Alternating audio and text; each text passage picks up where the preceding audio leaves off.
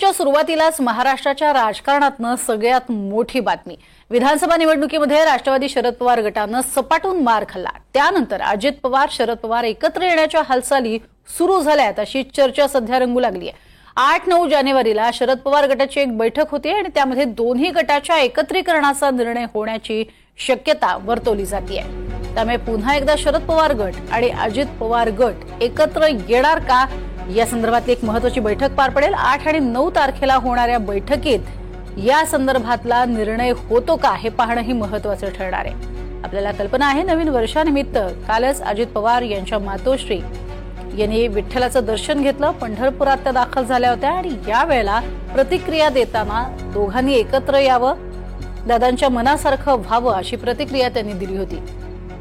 अधिक माहिती घेऊयात. राहुल कुलकर्णी आमचे प्रतिनिधी. खरंच येत्या काळामध्ये अशा पद्धतीनं हे दोघे एकत्र येऊ शकतात? प्रज्ञा, असं की ही पत्रकारांनी दिलेली स्पेक्युलेटिव्ह स्वरूपाची बातमी आहे आणि त्याला अर्थातच त्यांचे काही सोर्स आहेत. जसं दिव्य मराठीने ही बातमी 3-4 दिवसापूर्वी प्रकाशित केली. आता ही जरी स्पेक्युलेटिव्ह असली तरी 2019 नंतर महाराष्ट्राच्या राजकारणात पत्रकारांनी जेवढे अंदाज व्यक्त केले ते बहुतांश खरे ठरलेले आहेत, कुठलेच चुकलेले नाहीयेत. आता वस्तुस्थिती काय आहे आपण हे लक्षात घेऊ. वस्तुस्थिती ही आहे की 5 वर्ष विरोधी पक्षात बसायचे. जे सत्ताधारी आज सत्तेमध्ये आहेत ते ज्या पद्धतीचं राजकारण करतायत त्यांच्यासमोर तुमचा निभाव लागणं आवश्यक आहे.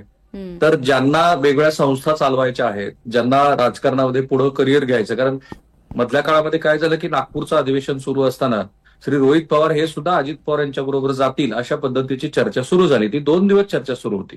मधल्या काळामध्ये जयंत पाटील हे सुद्धा फारसे सक्रिय नाहीयेत अशीही चर्चा होती. आताही बघा, जो दुर्दैवी खून झालाय संतोष देशमुख यांचा, त्या प्रकरणामध्ये ठरवून केलेली राष्ट्रवादीची रणनीती असू शकते. पण जितेंद्र आव्हाड अधिक बोलतायत, जयंत पाटील फारसे बोलताना दिसलेले, सभागृहामध्ये सुद्धा त्यांचा वावर फारसा नव्हता. त्यामुळे ही वस्तुस्थिती लक्षात घेऊन आता जर जनतेनं कौलच दिलेला आहे तर आपण अशा पद्धतीनं शरद पवार आणि अजित पवार गटानं एकत्रित यावं आणि सत्तेमध्ये सहभागी व्हावं अशी भावना तर आज कुणीही उघडपणे नाही बोललं तरी 1-2 अपवाद वगळता शरद पवार गटातल्या बहुतेक जणांची असणार आहे. अगदी जे पराभूत झालेत त्यांची सुद्धा असणार आहे. जे मी म्हणालो की आता तुम्हाला सत्ताकरण करायचं आहे आणि ते टिकवायचं आहे. मधल्या काळामध्ये काय झालं की शरद पवार गटाकडनं सुद्धा हे प्रयत्न केले गेले. जसं स्वतः अजित पवार हे शरद पवारांना त्यांच्या वाढदिवसाच्या दिवशी दिल्लीत भेटायला गेले.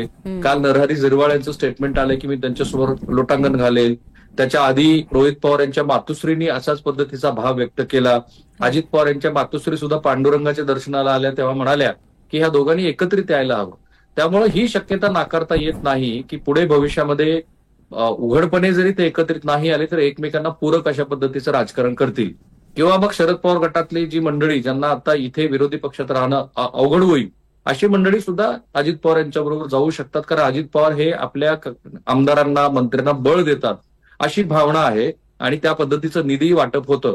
आता 8 आणि 9 तारखेला खरोखरच तसं होईल का, तर तशी होण्याची शक्यता कमी आहे. फक्त एक अंदाज आपण प्रज्ञा बांधू शकतो की वेगवेगळ्या न्यायालयामध्ये जी न्यायालयीन प्रक्रिया सुरू आहे त्याच्यामध्ये जर आस्ते कदम घ्या अशी भूमिका घेतली, कारण जसं बघतंय की ईव्हीएम संदर्भामध्ये राष्ट्रवादी काँग्रेसचा काँग्रेसपेक्षा फार वेगळा स्टँड आहे. त्यामुळे पत्रकारांच्या स्पेक्युलेटिव्ह मध्ये अगदीच तथ्य नाही असं मानायचं काही कारण नाही. पण राहुल सर, सगळ्यात महत्वाचं, अशी जर भूमिका घेतली गेली तर मात्र शरद पवार यांच्या विश्वासार्हतेवर आणि एकूणच विरोधकांच्या भूमिकेवरती कायमच प्रश्नचिन्ह उपस्थित केलं जाईल. याचा विचार करून कदाचित जो निर्णय आहे तो लांबला जाईल अशी काही शक्यता?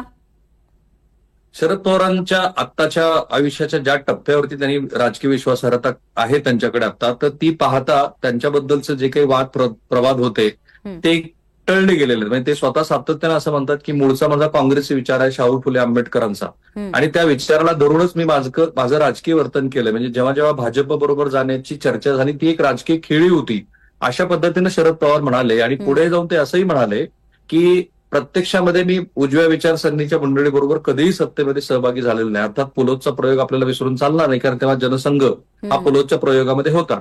आता ही सगळी शक्यता गृहीत धरून सुद्धा जर प्रॅक्टिकल राजकारण करण्यासाठी जे शरद पवार प्रसिद्ध आहेत आणि अकल्पित अशा अनेक राजकीय त्या चाली खेळत असतात, त्यामुळं ती राजकीय विश्वासार्हता हा भाग वगळला तरी अगदीच ते तसं करणार नाहीत हाही भाग आहे. दुसरं असं आहे की शरद पवार यांना त्यांनी एक विभागणी केलेली होती की राज्यामध्ये अजित पवार आणि केंद्रामध्ये सुप्रिया सुळे, तर राज्यातल्या नेतृत्वासंदर्भातला तिढा आता महाराष्ट्रातल्या जनतेनेच सोडवलेलं आहे. आणि जे अजित पवार सातत्यानं म्हणतायत की विश्वासार्हता किंवा तुमची विचारधारा ह्यापेक्षा सध्याची वस्तुस्थिती काय आहे ते लक्षात घ्या. गेल्या 30 वर्षामध्ये महाराष्ट्रात एक हाती सत्ता कुठल्याच राजकीय पक्षाची आलेली नाही. जर ही गोष्ट झाली, आणि प्रज्ञा हे विसरून चालणार नाही की ज्या पुस्तक प्रकाशनाच्या आधी जे 2-3 दिवस त्यांच्या कौटुंबिक घडामोडी घडल्या त्याच्यामध्ये एक वेळ शरद पवारांनी ही तयारी दर्शवली होती की ते बाजूला होतील आणि ह्या राज्यासंदर्भातल्या राजकारणाचा निर्णय अजित पवार घेतील.